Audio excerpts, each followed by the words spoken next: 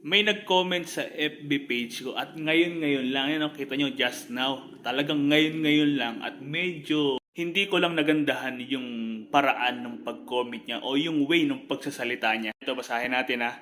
Ang embalmer ay pinakamadaling trabaho. Wow! Sa mga di nagtapos ng college o walang tinapos. Alam mo Brad, hindi naman ako madaling ma-open sa mga sinasabi sa akin ng mga tao. Pero sa way ng pagsasalita o sa way ng pagko-comment mo, parang idinadown mo yung trabaho o yung linya ng trabaho namin. Para kasing ang dating ng sinabi mo, parang napakababa ng uri ng trabaho namin di ba? Bagay, hindi ko naman po pwedeng husgahan agad yung tao na to kung hindi naman niya talaga alam kung ano yung trabahong embalmer. Ganito yan Kaming mga embalmer kuya, mayroon ding lisensya.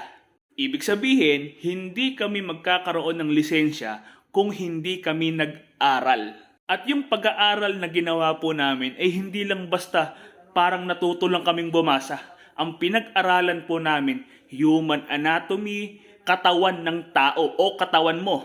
Para lang naman sa kaalaman mo ito Pupunta naman tayo doon sa sinasabi mo na ang embalmer ay ang pinakamadaling trabaho. O sabihin na natin na lalaki ka, kaya mong malagpasan yung takot mo sa patay. Pero baka kapag iniwanan kita sa loob ng morgue na mayroong kasamang patay, hindi ka na makagalaw.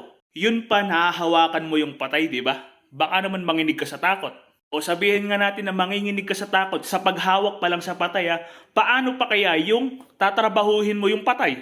Alam mo brother, yung pagtatrabaho bilang embalmer ay hindi lang basta trabaho na basta tusok lang ng tusok sa patay. Bawat patay na hinahawakan namin ay may kanya-kanyang kaso. Ibig sabihin, hindi nakahawak kami ng ganitong kaso, ay ganun din yung magiging kaso sa susunod na patay na babalsamuhin namin. Dahil mayroong patay na kailangan talaga ng atensyon o talagang kailangan mo ng pagtuunan ng pansin dahil mayroong kailangang trabahuhing mahalaga.